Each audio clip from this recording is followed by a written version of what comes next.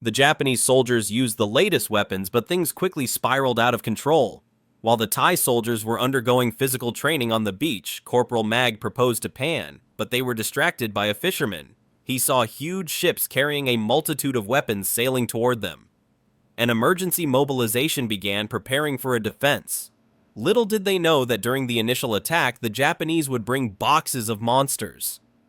Those who could survive fled, but the monsters quickly caught up with them and eliminated them.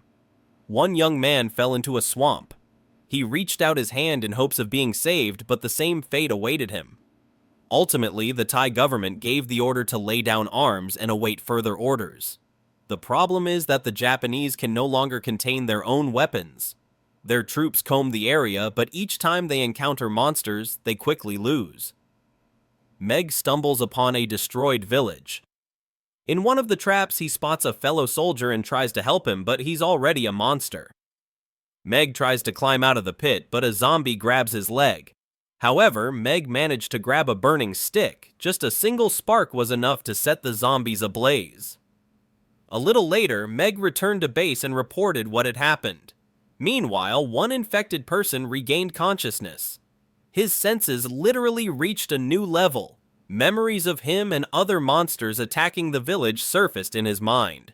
Not long before, Japanese scientists had developed two versions of the virus. The very first case and the creature of the mindless monsters that rushed in to attack.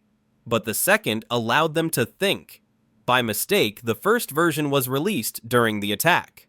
Mog, who has regained consciousness, finds his brother Mag's medallion in the destroyed village and begins to cry. However, just a few minutes later, he is overcome with anger, meaning he can't control himself for long. Mag is also looking for her brother and examining people in the hospital. His wife, Pen, is also working there. The day before the attack, Mog wanted to flee the city, but another soldier tells him that Mog fought with them on the front lines. Mag orders him to be taken to the place where the soldier last saw his brother, but they are distracted by an officer who orders them to follow him. In the officer's quarters, the Japanese soldiers who made the very mistake that caused the zombies are eliminated. A Japanese scientist explains that during the attack they accidentally released a Type 1 biological weapon. Now they must unite to prevent the infection from spreading beyond this area. Furthermore, all monsters are ordered not to be eliminated but captured alive. While they speak, zombies are seizing new territories. Mog doesn't want to be a monster and tries to escape, but his body spontaneously combusts. Suddenly, a zombie runs up to Mog and helps him extinguish his fire. Mog comes to in a cave. While wandering around, he sees a zombie who can also experience emotions. He sees his wife. After she says goodbye, the Japanese man disbands, greatly surprising Mog. The cleanup squad follows the zombies' trail. Their commander knows about the zombies' weakness. They smell blood. This way they can be lured out of the jungle and begin their capture. The zombies have been brought to the base. Scientists want to study them. And for good reason, because the first sample mutated. And now a sizable group of infected have learned to communicate. They discussed their lives before they turned into monsters. At the same time, the captain explains that they may be physically stronger than them, but their minds are weak. They will eventually consume each other. To prove this, the Japanese soldiers eliminate the zombies' father. And instead of attacking them, the monster begins to feed. The mere flashes of emotion they have are no match for hunger. The group of zombies suggests they return to their villages and start a new life. But as soon as they approached the village, their hunger took over. Among the villagers was a family of Sock's zombies who recognized him. The girl wanted to approach her father, and while she was approaching him, the cleanup squad tried to catch him but accidentally eliminated the family. The zombie went berserk. The noise brought other zombies running. Casualties began to fall among the cleanup squad, but the brothers found each other. To prevent Mock from turning them to their uncle, Mac opened fire. Mock didn't want to attack his brother and tried to flee, but there was a cliff ahead. Mock stopped, giving Mac the opportunity to throw him off. However, at that moment, the virus completely took hold of Mach, granting him superhuman strength. A new day dawns and Mac has become a zombie. The Japanese are afraid this incident will become known to the entire world. Regarding the fire, it didn't just happen. It was a safety device to eliminate the threat. But there's another problem. Now they don't know how many new victims they'll infect. Zombies are much more than just weapons. If things get out of control, humanity won't be able to defeat them. To solve this problem, the Japanese are gathering all the zombies' relatives. They warned the Thai higher command that these people would be eliminated, and the documents will list them as casualties of war. Mach returned to the cave where the other zombies were hiding. But they've completely gone crazy, starting to attack each other out of uncontrollable hunger. Mach tried to calm everyone down, but it was no use. And then Meg appears. His scream is enough to make the zombies bow down to him. Now they have one common enemy: the Japanese soldiers.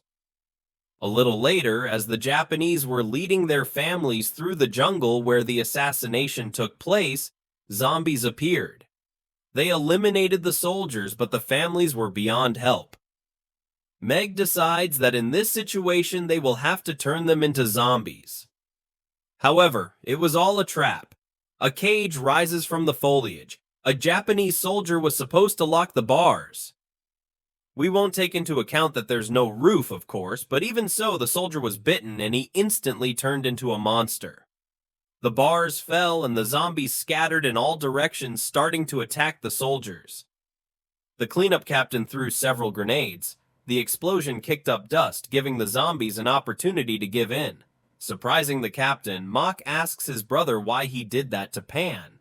She would have been better off dead. To which Meg replies that it wasn't he who did it, but the Japanese, and they must pay for it. Meg unites all the zombies to turn their enemies into similar monsters. Mach disagrees. This will only increase their numbers. Some zombies support Mach, for which Meg eliminates them. Pan tried to defend the rebels, but Meg didn't even try to stop. Moments of their happy lives flashed before his eyes. Mach calls his brother crazy, but he was a different man. Meanwhile, the captain returns to the camp and first eliminates the scientist, ordering him to bring his notebook. A new day dawns. Mach meets with his family and prepares to disappear, but at the very last moment he stops, needing to stop his brother. The captain studies the scientist's notebook, finding a clue that zombies are afraid of fire. The captain wants his men to arm themselves with flamethrowers. A little later, 3 zombies lure a squad of Japanese into a cave. It was clearly a trap. The zombies wait for the soldiers to advance deeper into the cave, after which the horde rushes inside. All hell breaks loose. The Japanese suffer losses in the darkness and confined space. Flamethrowers drive off the monsters, and the soldiers chase after them, falling into yet another trap. The soldiers are stuck in a narrow tunnel where they are eliminated. Only the captain survives, covered in mud and blending into the landscape. Unfortunately, a firefly appears, revealing its hiding place to the zombies.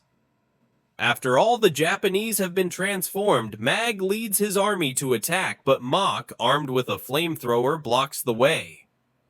Meg realizes what his brother is about to do, bids him farewell, and leaps upon the transformed Japanese. When the fuel runs out, Mag also runs into the flames. This concludes the film, and we'd love to hear your likes. We'll be back soon. Bye!